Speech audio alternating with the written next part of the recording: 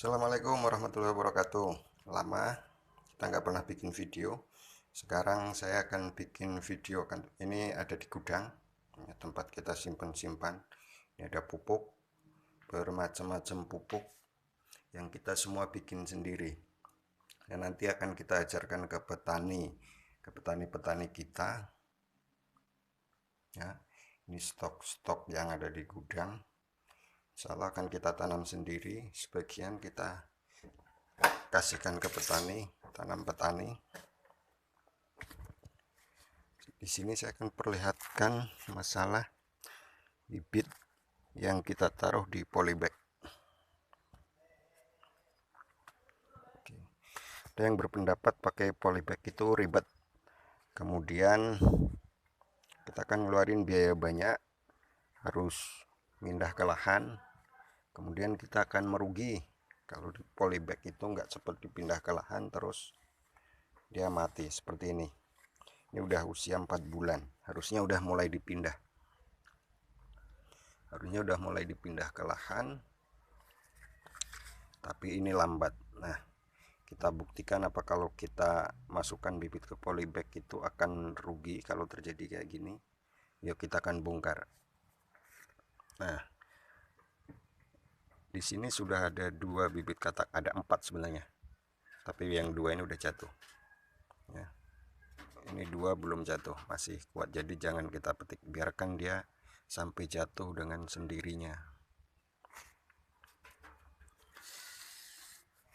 Ini juga sudah jatuh kasnya. Kita tanam ini dari umbi dulu, dari katak isi 60 biji 1 kilo. Kita bongkar ya. Apa saya akan merugi? Yang jelas dari 1 bibit saya udah hasilkan 1, 2 bibit katak.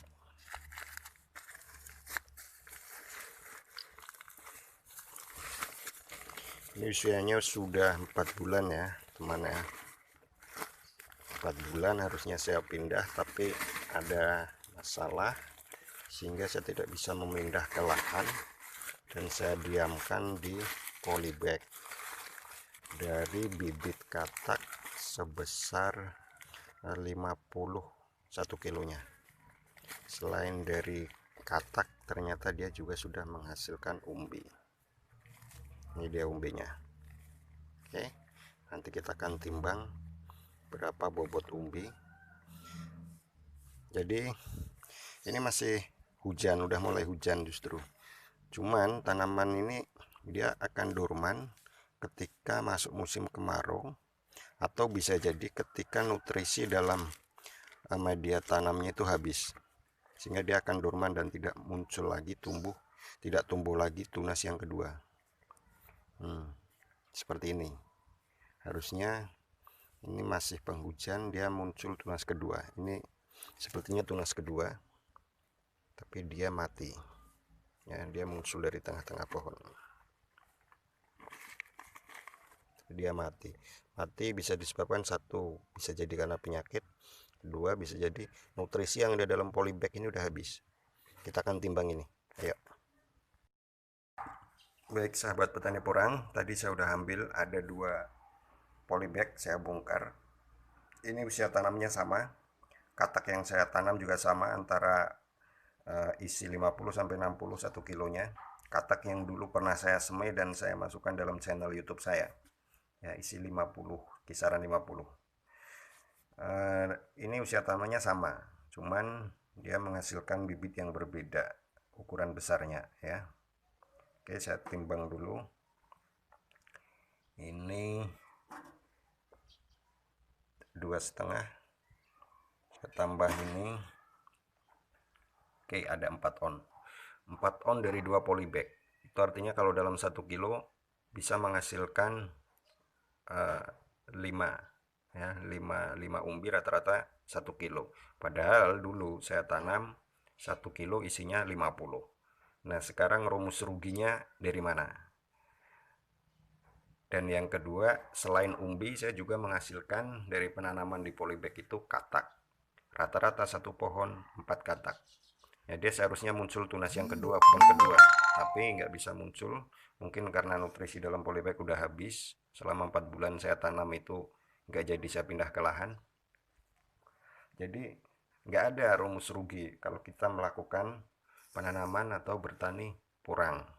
Yang penting kita tanam dengan baik, ya, dengan cara-cara yang baik. Kita perhatikan juga cara merawatnya. Jangan hanya ditanam terus tinggal pergi. Ini prospek yang bagus. Orang memiliki prospek yang bagus. Jadi yang rugi itu kalau kita hanya mengamati, paling nanti porang akan anjlok, harganya nggak laku lagi. Seperti bunga, seperti akik. Ini beda, Mas. Ini beda ya, teman-teman petani porang. Ini bukan hiasan jari seperti batu akik. Yang kalau semua orang sudah memiliki batu akik, jari 10 udah diisi semua, bosen. Dan nggak ada lagi yang mau beli. Koleksi semua lemari sudah isi batu akik, jadi ya jelas dia akan anjlok. Ini bahan makanan, ini bukan buat hiasan di teras juga. Jadi kalau semua orang sudah punya bunga yang sama buat hiasan di teras, dia pasti akan jenuh. Semua udah punya, apalagi yang dibanggakan, ya, sehingga akan hilang, harganya anjlok. Tetapi ini porang, semua orang mengakui tentang khasiat porang, kandungan di dalam umbi porang, manfaatnya. Selain buat makan, dia juga dipakai buat obat-obatan, kosmetik, dan juga bahan lem pesawat, lem parasut. Ya, semua mengaku itu. Dan yang makan ini orang bule, kawan. Ya, orang Jepang, orang Cina, Korea, Taiwan, semua juga makan ini. Mereka tahu semua khasiat daripada kandungan umbi porang. Jadi jangan takut nggak laku seperti bunga. Kalau beras, kita kan makan beras nih. Seberapa banyak pun orang tanam beras itu pasti akan laku. Nggak akan kita panen terus dibuang. Nggak, tetap akan dimasak dan akan dimakan. Ya, sama dengan umbi porang. Cuman kalau orang sakit diabetes, orang pengen diet, biasanya kan disarankan untuk mengurangi makan, seperti makan nasi. Tetapi untuk orang diabetes, orang mau diet, ya semuanya yang diincar ini sangat bagus. Karena mereka semua tahu dan mengakui hal itu.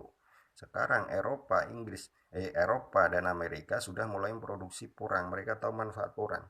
Sehingga mereka mulai meminta untuk umbi porang ini didatangkan ke negaranya.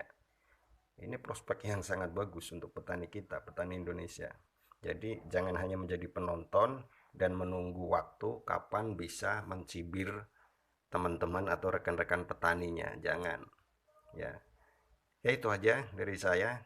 Mudahan bermanfaat, sedikit membuka uh, pemikiran kita bahwa porang itu punya prospek yang cukup bagus dan jangkanya pasti panjang. Terima kasih, jangan lupa di subscribe atau masukannya di kolom komen. Salam petani porang Nusantara.